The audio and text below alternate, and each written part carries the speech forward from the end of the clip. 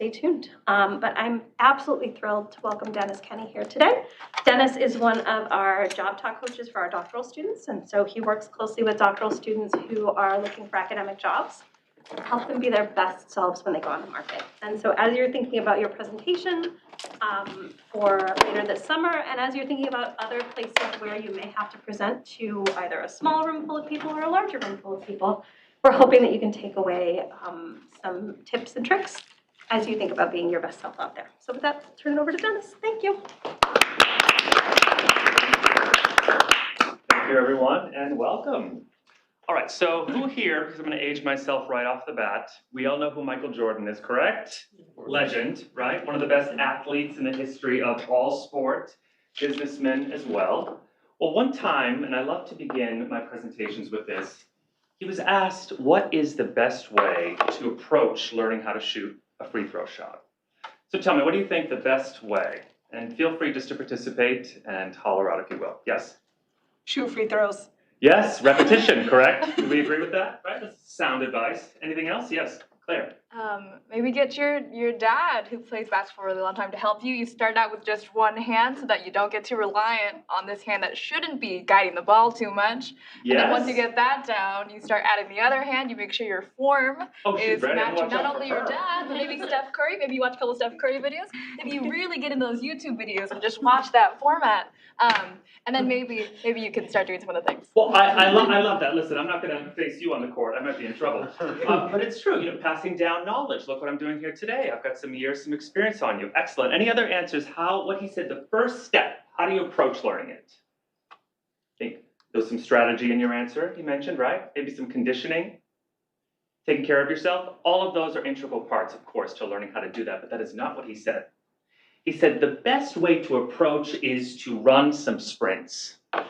Run those sprints until your body is under the exact same amount of stress you would be in the moment, those game-like conditions where you had to make the shot. And then, only then you grab the ball and begin to shoot. Now, I don't want to get confused here with all types of practice and presentation. Of course, that preparation is important, but there is a significant difference between practice, which is helpful, all of those steps certainly are, and practice which is sufficient. So that's how I want to approach the work a little bit today when it comes to public speaking. You are just at the infancy of so many rooms you'll be commanding. You won't have a lot of time. Sometimes you will, sometimes you won't. So you want to make sure that you're impressing those people with your charisma, your concise ideas, and able to tell a compelling story. Now you'll hear me. Beyond Michael Jordan, I love to reference athletes quite a bit because 100 years ago I was one. And I also just have a respect, and they have the facility to create these game-like conditions, i.e. a scrimmage, a practice.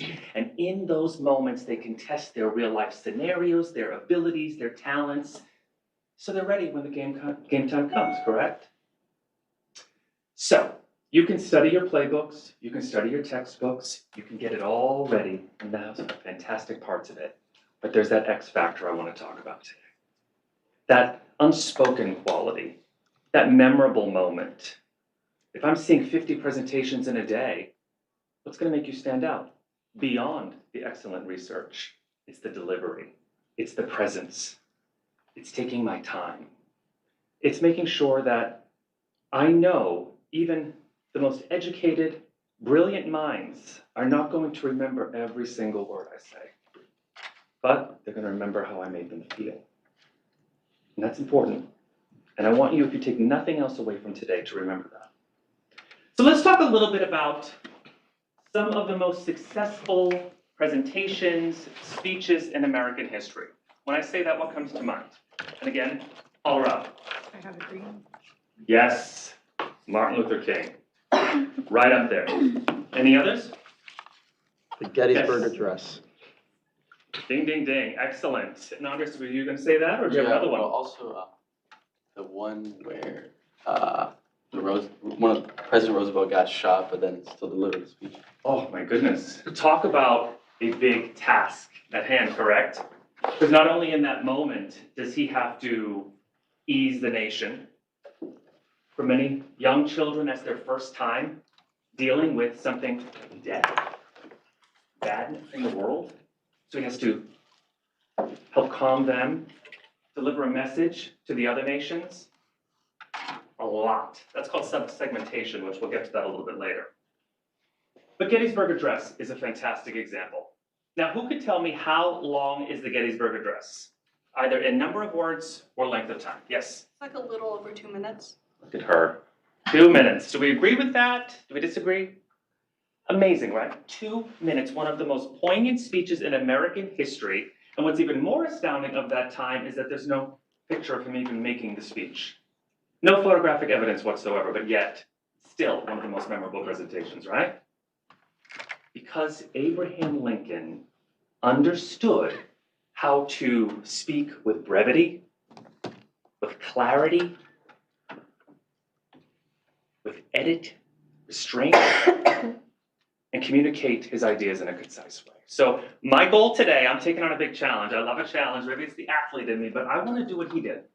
And I'm gonna condense what I would normally spend maybe 6 to 8 workshops with people, maybe a group even smaller than this, and of course, as Marie's mentioned, with my one-on-ones with the PhD students. And I want to condense that into one day, or a couple hours together, my highlighting of public speaking. So I've done that with 5 categories that are important for you as you're all beginning to put your academic presentations together on the 5th and the 8th, correct? So we've done that with preparation, we'll talk about today.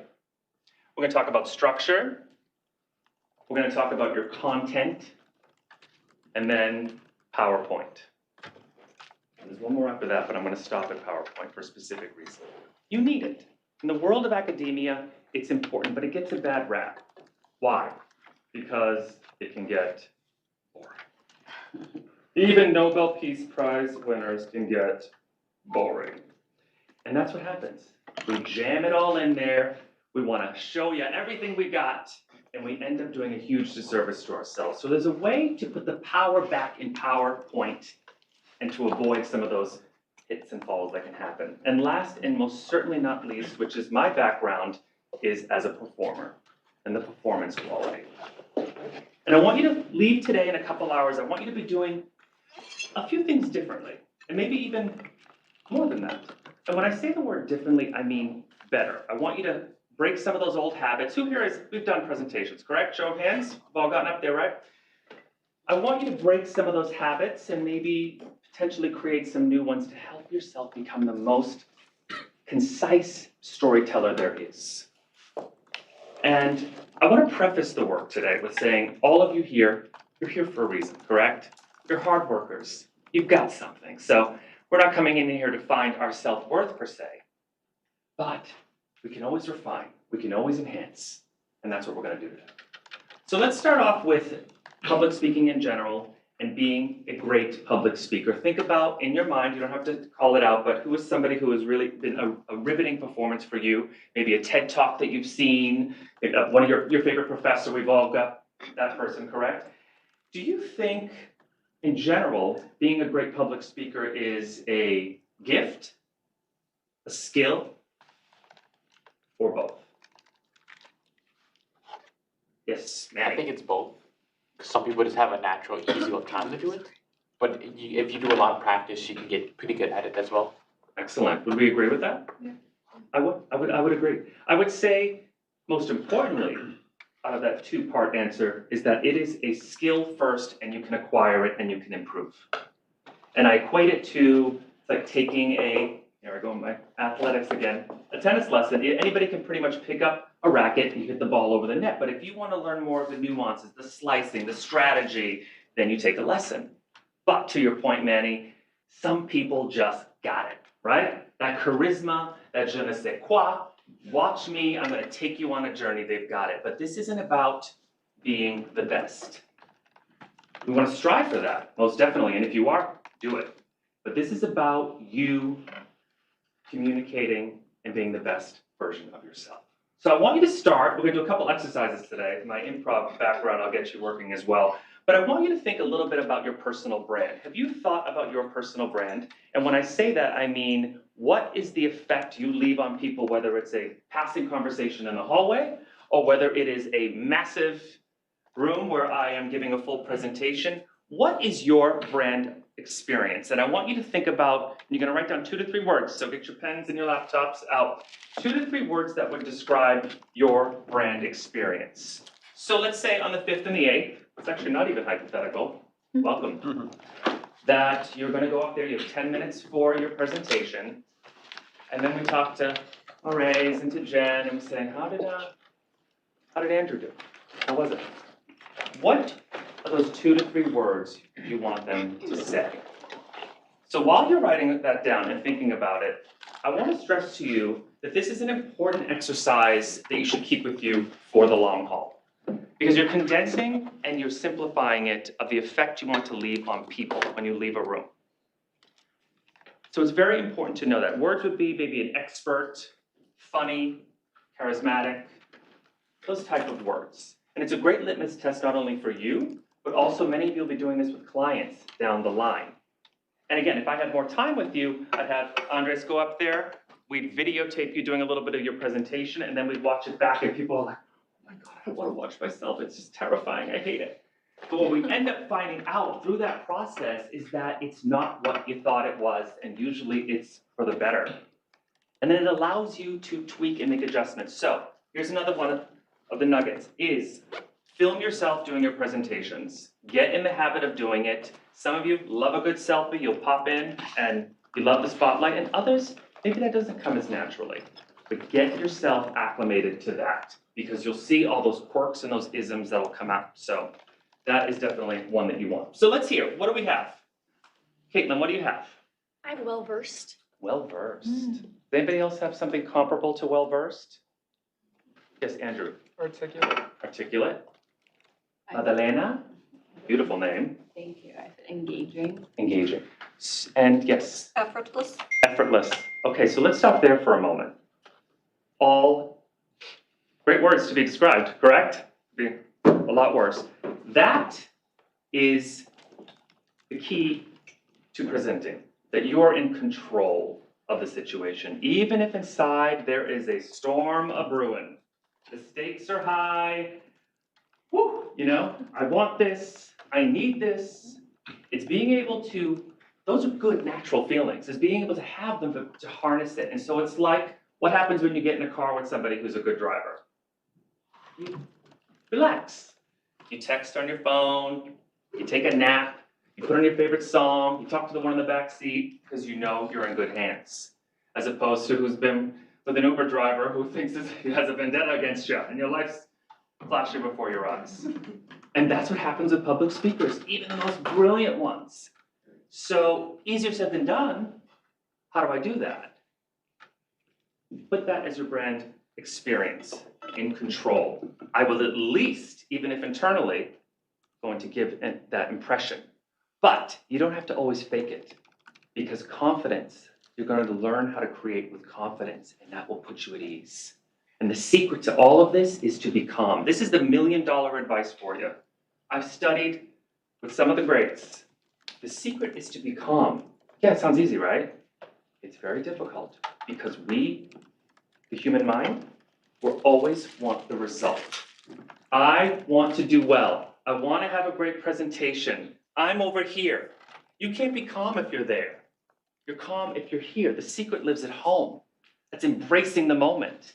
Yes, I have an itinerary with you guys today. I have speaking points, but right now this isn't planned. But I am on the tracks. And I know how to get back on them if I need to. But I'm showing you that I'm in control. I may not like everything I have to say, but I'm still in control. And that's important. You can't please everyone in a room. You can't. And you're going to have people in these rooms, particularly as you continue to progress, that may not want you to do well. Sorry, you know this. It's a compliment. You're taking your energy to not want me to do something well. I'm doing something right. And the more success you get, and this isn't a cynical approach to it, there's just always one, is my point. People want you to do well. But there's one, don't let them get in your head. If anything, make it a little bit of a extra challenge to get them on your side. I love that. That's a productive way to channel that energy. So control, let me hear some other words. Yes, Sarah. Creative. Creative. Love that. That shows me that I am working with an original. I am not, these aren't just Googleable points. This is her perspective, and I like it. So not only am I being controlled and guided on this tour, it's going to be a colorful one. And that's important. How do you think you can be creative in a presentation where you're talking about tons of data and you have a lot of information you want to get out of there? What do you think the secret to even giving one hint of creativity would be? Bringing people and their perspective into the conversation and making it unique, and like you can see yourself in that presentation. The last part really resonates with me. And that's where the passion comes from. Why did you choose to do the presentation? Okay, it was an assignment, but usually you have a list of what you can choose, right? And even if you don't, find your passion within it. It may not be the particular subject that lights your soul on fire, but you have to find your way in. Because that passion is where the creativity, it's where that unspoken, nonverbal communication, where the magic happens. Yes? One thing I've been taught is if you do have the time, try to engage the audience. Yes. So like, for example, like you might be presenting some sort of statistics about like some certain region and you ask, have any of you guys been here and experienced this? It's great. Well, that technique is, as we're asking questions, I'm keeping you on your toes. If I let you check out, you're going to check out. And let's talk about just statistics-wise, the human mind in general. A human mind, the attention span is 8 seconds. Goldfish is 9. So even in your presentations, think of it in 30 to 60-second chunks of information. Then you want to change it up with a graphic. Make sure your slides are colorful. Make sure you're keeping your techniques, they don't know exactly what's coming all the time, so you don't get stagnant and get stuck. But I love that. Those are great words. One more, let's do one more on this one. Any other words for your brand experience in articulating that? Yes, Claire. Funny and enjoyable. Funny and enjoyable, yes. Okay, so let's talk about funny first, because, and show of hands, I want you to just answer honestly from your gut. Who, when she even said that, was like, I don't know if I'm funny. That's maybe not my thing. Be honest. Sarah, okay, great. Nim, great. You don't have to be. And listen, don't go there if you're not confident. You don't have to light up the room and have everybody belly over laughing. We're going back to where that person who has that X factor. So comedy is very tricky because stand-up comedians, that is some of the most meticulously planned presentations you will ever see. The key is to make it seem like it's off the cuff, right? That's the skill. But all of those jokes, and one of my best friends is a comedian and a successful one at that, are tried, true, and tested in all rooms across the world. Different political backgrounds, different economic backgrounds. Those, before you get your big HBO special, all of those jokes have been tested in the rooms. But listen, if you don't know 1000% that the joke is going to land, and I don't want to scare humorous people away from this, stay away. Because you could lose the room with a bad joke. Something you think, Manny and I think is funny, Lisa's gonna be like, no, and check out. And I need him to be on my side. So humor, I would say if you're questioning it, then pass it along to your friends, your family, somebody you trust, and then again and again and again. But let's be honest, humor is a great social lubricant. It's a wonderful skill to have. So humor is great. What else did you say in addition to the humor? Funny and enjoyable, or Funny. the other words? Enjoyable. Yeah. Enjoyable. I like that. What would make a presentation enjoyable? What do you guys think? Yes, Manny. It's relatable. Because sometimes I hear presentations where I'm like, I don't even know how that concept is being used. And Yes. It's enjoyable. Yes. I love that. And that goes along with knowing your audience. Because we want to impress. So I'm going to throw out everything in the kitchen sink at you. You know, if I start talking to you guys about some Shakespearean monologue that I did in this specific region right now, it does not pertain to you. Even if it is an incredible accomplishment or a fact, it means nothing if it doesn't directly correlate to the people that I'm talking to. If you're not going to gain anything from it, then it means nothing. And that's another thing. I could take a whole other class about an elevator pitch or or a moment of passing, I'd love for this guy to hire me. Well, I'm not gonna sit up here and just tell you, I went to Carnegie Mellon, I did this. How can I help you? Why would you want me in the room with you? What can I do for you? That makes my skills and my talents of use. So there's a way to use it. I could do this all day because I love this exercise, but we'll keep on moving forward. But you get that point, those 2 to 3. So even now, you move on with your busy lives. Before you present and while you're working over the next course of the week, take a look back at them. It helps to frame it of what your main purpose is and your goals. Yes, sir. Quick question, out of those traits you talked about, what do you help with PhD students the most? Well, I would say being authoritative and control of the work, but also managing to be approachable in that. Because with a PhD student in particular, these rooms are open to questions.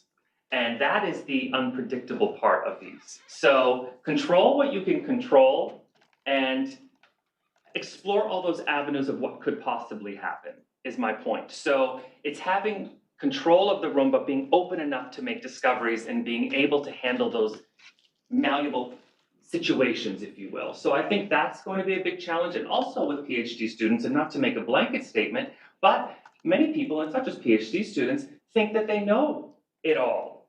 I don't need the help. I'm here for a reason. And when you close yourself off from growth, then you're not going to continue to evolve. And usually, we're really honest with you, they're the ones that need the most help. So it's about them being open to the work, being in control, but also having all of those different routes that it could take control. I like to do and not to go into a political world, but I think the Hillary Clinton debate of 2016, how she prepared because of the unpredictable nature of it, I thought it was a masterclass in that. She had her campaign manager take her through every outlandish, crazy thing that could happen. She even had jump on top of her and just physically get there because she wanted to be ready. And yeah, it didn't go her way, but I'm sorry, I will stand by what she did in that room. So she did what she could, control what she could control and improve what she could improve. And at the end of the day, if something doesn't go your way, some catastrophe, lights go out, fire alarm goes off, some jerk, for lack of a better word, says something to derail you, and you give in a little bit. All of those scenarios are opportunities. I don't want to say, I hope this happens. Of course not. But I'm showing my future employer, my professors, and my peers how I handle pressure and how I handle unpredictability. That's giving you an opportunity to shine in a way that nobody else would see if everything goes the way it's going to go. Let's right now throw perfectionism out that damn door. That's the biggest lie of it all. Because perfectionism will completely hold you in like you are shackled. And if you be stuck in that, you're not going to stand out and be creative. You're not going to always show control because something will have control of you. Those are big, big issues that I need you to take on. That fearlessness. Okay, great, Dennis, you're up here telling me about fearlessness. It's built over time. It's building blocks, just like your education, all of your experiences.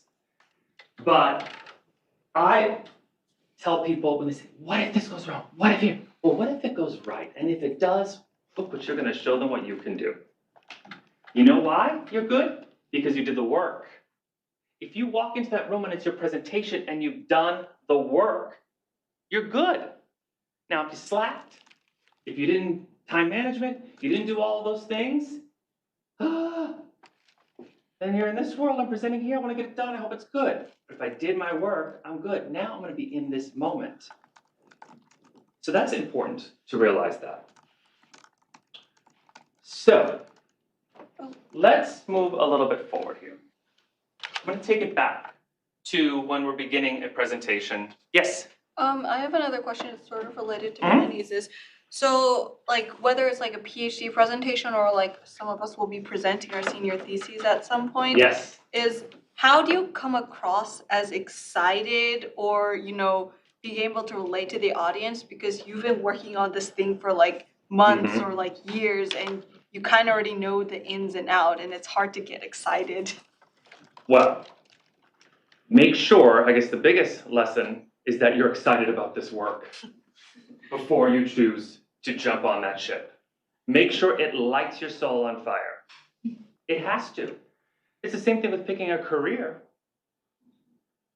There's going to be bad days. I can't just go change my mind. I know that I'm staying the course. So be as passionate as you can about the material. Also, that's a big room, correct? You've been looking forward to that moment. That should motivate you. It's here. You're meeting that moment. So if you feel that you truly have to work at the motivation factor, then look at the direction that you're going and the subject that you're working at. I equate it also, the top of my head, to, I was an actor for many years. And I would book these great shows, and you do it 8 times a week, the same show, for years. How do I make that performance fresh for myself on a Sunday when it's my 5th show of the weekend? I did one where we had 4 shows a day. Lead of the show. Once you get out there, you have 12 songs. You're going. So how do I make that? Well, only answer I can give you is what personally motivates me, is that person in the last row who's all the way up there, and I'm just giving a hypothetical, there's Maraise, but even a hypothetical. And yes, I love you both with. They paid to see me. You know what I'm saying? And they deserve to get this, to get my very best. Or I would do sometimes personal things to motivate myself. So it's find the answer to that, and it should not be as difficult as it may seem. And then I would say over the long haul, maybe address that. But again, even maybe relishing in the fact that you're on a big stage. I think pressure, and this is Billie Jean's famous quote, tennis legend, pressure is a privilege. I love that. I say that even to myself today as I'm coming here. I don't take anything for granted.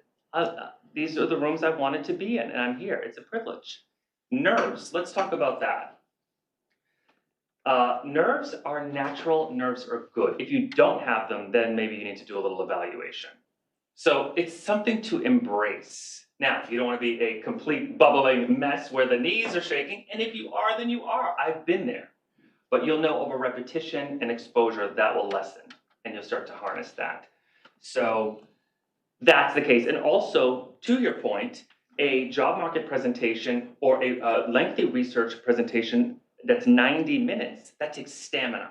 So don't confuse stamina and passion, because you can get tired. And it's like being an athlete. It's like anything. You need to practice it and make sure that you have the vocal stamina, the physical stamina, the ability to keep everything that you need to get together to convey your message. So you're an athlete in many ways. Big surprise, I'm gonna make that analogy. But you are. Any other questions? We will have more time for Q&A, but I love it. So you got anything for me right now, you can feel free. So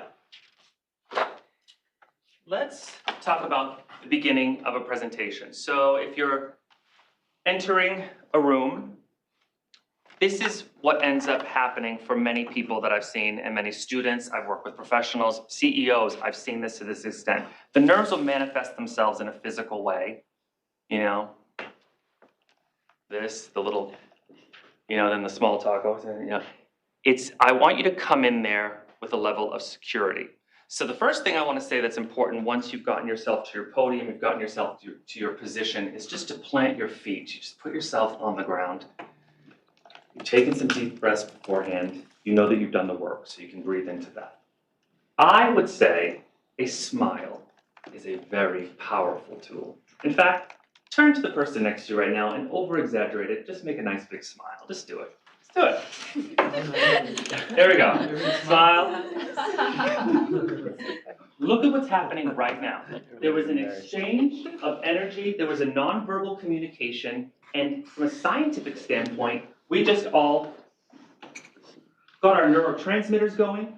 Our neural communication is improved. Our neuropeptides, our dopamine, our serotonin is starting to exchange, i.e., it's a built-in antidepressant. You just exchange that with one another. And I, by giving you that direction, just got the room back. Although I think I've had you beforehand. But I have a new level of energy you're coming at me. Those are how you do with the breaks, where you change up your method of delivering a story or a message. A smile also is a sign of confidence. It means that I'm relaxed. It means that I'm approachable. It means that I'm in control. It means that I'm assured of what I'm doing. So in addition to the smile, eye contact. I have made eye contact with each and every one of you during this presentation, if you will. Why do you guys think eye contact is important? Yes. It makes it feel like you're being personally addressed. Absolutely. And we really value that. That is a 100% answer.